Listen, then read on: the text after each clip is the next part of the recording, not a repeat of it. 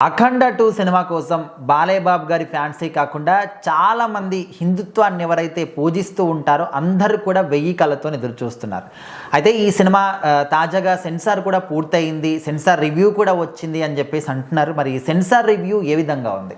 So ఖచ్చితంగా అఖండ 2 censor UBI ఇచ్చారనమాట certificate. అది నిన్న ఈవెంట్లో బోయపాటి గారు స్వయంగా ఆయన కొంచెం లేట్గా వచ్చారు. ఎందుకు వచ్చారంటే సెన్సార్ కంప్లీట్ చేసుకుని వచ్చారు, ఆయనకు టైం పట్టింది. సో ఒకటే మాట అన్నారంట, మొత్తం సెన్సార్ వాళ్ళందరూ లేచి బోయపాటి గారిని అభినందించారంట సినిమా చూసిన తర్వాత. ఎందుకంటే ఇది తెలుగు సినిమా చరిత్రను పెంచే సినిమా అవుతుంది, అంటే దీనికి మంచి పేరు తెస్తుంది, దేశవ్యాప్తంగా కీర్తి తెస్తుంది అని సినిమా అనే విధంగా ఉందంట.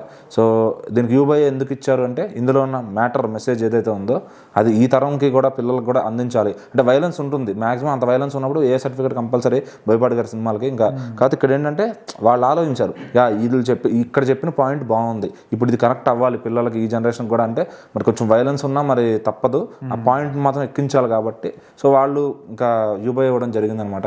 సో మరి వాళ్ళ క్యాలిక్యులేషన్స్ వాళ్ళకుంటే ఇచ్చే దాంట్లో.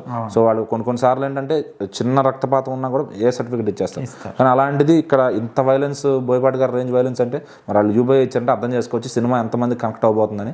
సో వాళ్ళు అప్రిషియేట్ చేసే విధంగా ఉంది అంటే మామూలుగా అయితే వాళ్ళు ఇచ్చేసి సంతకం పెట్టి ఇచ్చేస్తారు, సో ఇంత టైం ఇంత ఈ సర్టిఫికేట్ అని.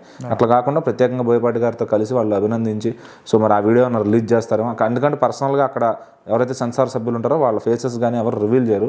సో వాళ్ళ పేర్లు మాత్రం ఆ సర్టిఫికేట్లు ఉంటాయి, ఎవరెవరు సైన్ చేస్తున్నారు ఏంటనేది.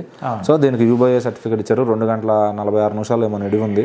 సో ఖచ్చితంగా అఖండ 1కి డబ్బులే ఉంటుంది కానీ ఏమాత్రం తగ్గదని చెప్తున్నారు. అది ఎంత హై వచ్చిందో దానికి డబుల్ హై వస్తుంది అంటున్నారు ఇక్కడ. సో రాత్రి ఈవెంట్ కూడా చాలా ఘనంగా జరిగింది. బాలకృష్ణ గారు, మురళీమోహన్ గారు ఇట్లా తదితర గెస్టులు వచ్చారు.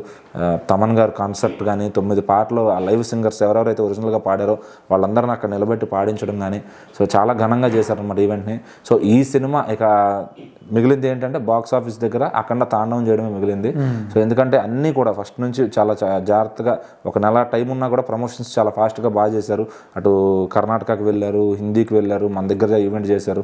సో ఇంకా కుదిరినంత టైం ఈ వారంలో ఇంకెంత చేయగలుగుతారో అంత చేస్తారనమాట.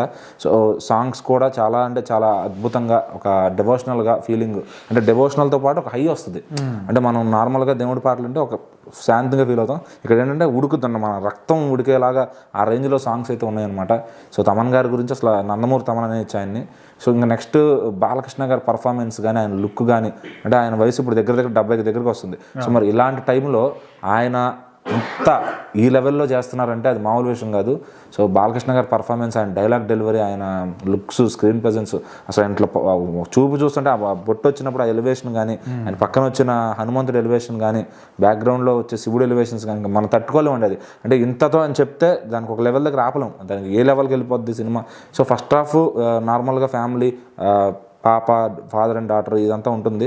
సో ఇంటర్వెల్ దగ్గర ఆయన ఫస్ట్ పార్ట్లో చెప్తారు మళ్ళీ నీ కష్టం వస్తే నేను వస్తా అని. ఆయన ఆ వచ్చేది ఎలా ఉంటుంది, వచ్చిన తర్వాత ఇంకెలా ఉంటుంది సినిమా.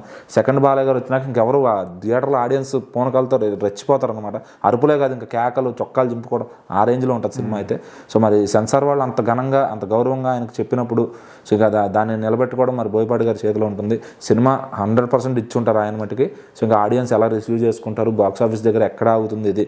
సో దాదాపు 250 కోట్లు కలెక్ట్ చేయాల్సి ఉందన్నమాట. అది ఈజీగా వస్తుంది కానీ అక్కడితో ఆగకూడదు, ఎందుకంటే ఇది హిందీలో కూడా మనకి బాగా కనెక్ట్ అయ్యి ఇంకొంచెం బెటర్ కలెక్షన్స్ రావాలి. దాదాపు 300 కోట్ల నెంబర్స్ వచ్చినా కూడా ఆశ్చర్యం లేదు. సో మరి హిందీ వాళ్ళు కనెక్ట్ అయితే వాళ్ళు ఎక్కడో పెడతారు, తీసుకెళ్ళి ఎత్తున పెట్టుకుంటారు సినిమాని. సో మనం ఎందుకంటే కాంతారా చూసాం, హనుమాన్ చూసాం, ఎన్నో మన డివోషనల్ సినిమాలన్నీ సూపర్గా ఆడిస్తున్నారు వాళ్ళు సౌత్ ఇండియా నుంచి వచ్చినాయి. సో ఎందుకంటే వాళ్ళ దగ్గర అంత కంటెంట్స్ మరి ఉండట్లేదేమో. మరి ఇక్కడ బోయపాటి గారి style of pan India release అంటే అది ఏ రేంజ్లో ఉంటుందో మనం అర్థం చేసుకోవచ్చు. సో చూడాలి. ఇంకా డిసెంబర్ 4వ తారీఖు ప్రీమియర్స్ అంటున్నారు. తాండవం, పూనకాలు ఏ ఉంటే అవన్నీ కూడా ఆ రోజు నైట్ ప్రీమియర్స్ నుంచి వచ్చేస్తాయి ఆడియన్స్కి.